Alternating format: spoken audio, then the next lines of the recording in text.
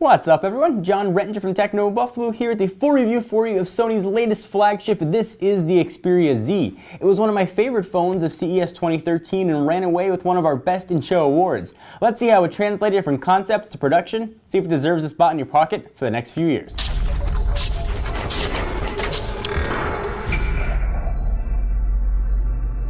Alright, so before we get to the full review, let me remind you what the Xperia Z is rocking. There is a lot under the hood here. You're looking at a 5-inch 1080p display. It means it got a resolution of, say it yourself real fast, 1920 by 1080, giving it a 441 ppi. It's running Android 4.1 at launch, but Sony is hopeful that they'll be able to get 4.2 on it. 1.5 gigahertz Qualcomm Snapdragon quad cores, 2 gigs of RAM, 16 gigs of storage, but you can up that with a micro SD card. On the back, it's got a 13 megapixel camera, 2 megapixel on front, Bluetooth 4.0, 802.11 BGN, and a 2,330 milliamp hour battery. Alright, so before we get into the full review of the phone, let's get this one out of the way. Call quality, if it's not going to make good phone calls, it's not really going to be that useful for you.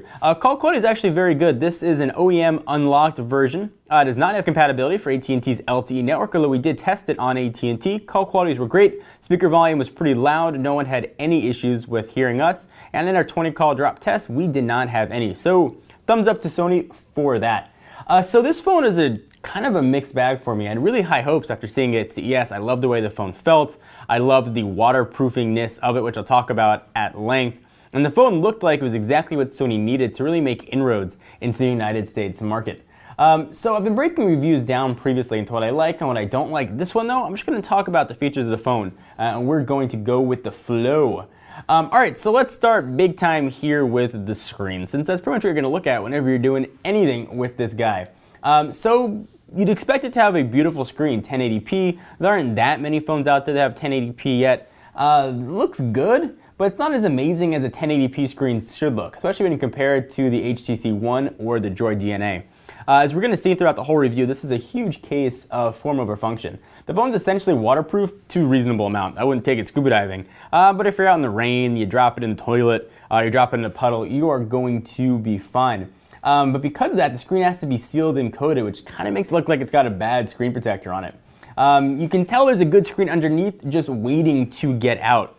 And I really wish that we could have seen what that beautiful screens look like. Sony is really known for beautiful display technologies. I just don't feel like that's being shown here with the Xperia Z. One other issue that I've got with the phone, it's got a beautiful 5-inch screen, but a lot of it's taken up with these on-screen buttons, which is kind of annoying. Now it's nice that the on-screen buttons can change contextually depending on what app you're in, but if you're using one of the more common apps, at least for me, the browser, you can really see a difference with how much content is shown. So if I bring in the HTC One, which actually has a smaller screen, this is a 4.7-inch screen versus the 5-inch screen on the Xperia Z, you can see that I can see more content here on the One. I can see that third article down below, which I just can't do here on the Z. And you see that they're both at the top of the page. You can't scroll up any higher. So all the content I really want to see on the Xperia Z, you can't see because that real estate is being taken up. There's a huge bezel here down below, which looks like it'd be a great place to put actual buttons. So I would have really liked to have seen that. Viewing angles here aren't that great as well. I think that's another case because of the coating on the screen. So if you're looking at it from a slight angle, you're going to have a really hard time seeing it. And it's almost impossible to see in direct sunlight. It's actually one of the worst phones I've seen in direct sunlight, or not seen, I should say. And that again is more than likely due to that screen coating on it that makes this phone waterproof. So something I do like about the phone, I really sort of dig the design. It's like a giant slab in your hand. That huge power button lives right here on the right hand side, and at first I found that a bit of an odd design cue, but I found myself really getting used to it. I love the fact that it was big and pronounced. I can actually find it very easily. Having the volume rocker up and down below it was certainly something new, but muscle memory after a few days made it pretty easy to keep up with. All the ports on this phone are covered because it is waterproof, which is nice if you're out in the rain, but it can definitely make it annoying if you want to plug in a headset or you want to charge your phone or do anything that would involve a peripheral port on here. Definitely something to keep in mind. So a lot of people are asking, why would you want a waterproof phone? Besides the obvious ones of dropping in the toilet or a puddle. If you take a phone out in the rain, especially a phone that's got a 3.5mm headset jack on the top, if a water droplet should get in there, oftentimes there is a moisture sensor, and if you take the phone in to get warranty serviced, it will be triggered to show that there is water damage to the phone. So that's one thing at least to consider. The camera is another big story here, and the camera was really solid, especially in low light.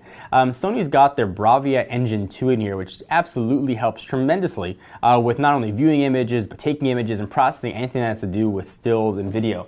The camera quality was really good. Again, especially in low light. If you want to get a better sense of what the camera looks like, we did a full post comparing the HTC One's ultra-pixel camera with a variety of others, including the Xperia Z, so you can see a full example of what this looks like. This is definitely one of the best smartphone cameras that I've tested.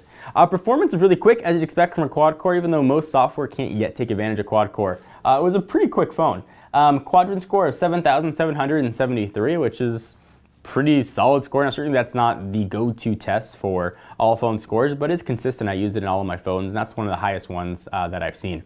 Things here are pretty fast. Everything you expect to works playing games, browsing the internet, no matter what you're doing, everything here just works quick, and as you expect, there's really no lag at all, especially during scrolling, which sometimes you can see on Android devices. So Sony has gotten rid of not only the Ericsson moniker, but their Timescape and Mediascape UI that we've seen sitting on top of Android. I really like what they've done here. It's very soft. They haven't overly skinned things. They have a lot of ways to let Android be Android. A few interesting things though. If you go ahead and do a little pinch action there, you can see the way you access the widgets, apps, wallpapers, or themes, which lets you sort of customize the way the phone looks a little bit. It doesn't do all that much for you. Essentially, it just changes background and lock screen. I would have liked to have seen a screen that gives me more information on the lock screen, but certainly a third-party app can take care of that. If we go ahead and go back, take a look at some of the widgets that are here, and Sony's got some really nice ones. Some weather widgets, which are really handy, and all the stock Google ones that you see. But in a lot of ways, Sony really didn't do that much here with Android. One area where they did do a couple tweaks was in the app tray here, so you can see what things look like. You can view them any way you choose, own, order, alphabetical, most used, or recently installed. Prefer alphabetical, makes it easier to find things. We'll go ahead and go back home. One other cool UI quirk that we've got here, if you go ahead and hit the multitasking button, you can put little widgets on top of the screen. So if I select calculator, drag that there, I can go ahead and do my calculations right on it. When I'm done, just get rid of it. It's very neat that Sony has done that. And there are a few options here for things you can choose from. So what's the verdict here on the Xperia Z? This is a phone that exists in a world with a lot of other phones out there, and it's got to be a compelling reason to pick this one up. As of this filming, it has not been announced by a US carrier, meaning you've got to shell out full retail price for the phone, and I've got a very hard time recommending it. There's nothing wrong with the phone, nothing particularly great or outstanding about it either. In a world of HTC Ones and Galaxy phones and Droid DNAs, this is going to be a really hard sell for me. If I'm someone that wants to take my phone snorkeling, this would be one reason to consider it. If I live in a rainy climate and I constantly have water damage, yeah, it's going to make a lot of sense. But there's nothing that this phone really excels in that would make me purchase this over any other competitors on the market. This phone gets a 7.5 on the Techno Buffalo scale, which I think is exactly where it belongs. It works well, there's no faults with it, it's just not great. The screen I would have liked to have been a bit better. If they'd released a non-waterproof version of this, and I know they've got the Xperia ZL, but it doesn't have the same screen size that we've got here, I would absolutely love it, and perhaps my opinions would change. But when you're looking here at the Xperia Z, I just don't think I can justify it for the money. So what do you guys think? Do you agree, disagree with my opinion on the Xperia Z? I would love to hear your thoughts. Leave your comments down below, and please give this video a thumbs up. We definitely appreciate it. Be sure to check us out at technobuffalo.com for the latest and greatest tech news. I'm John Rettinger. I'll see you next video.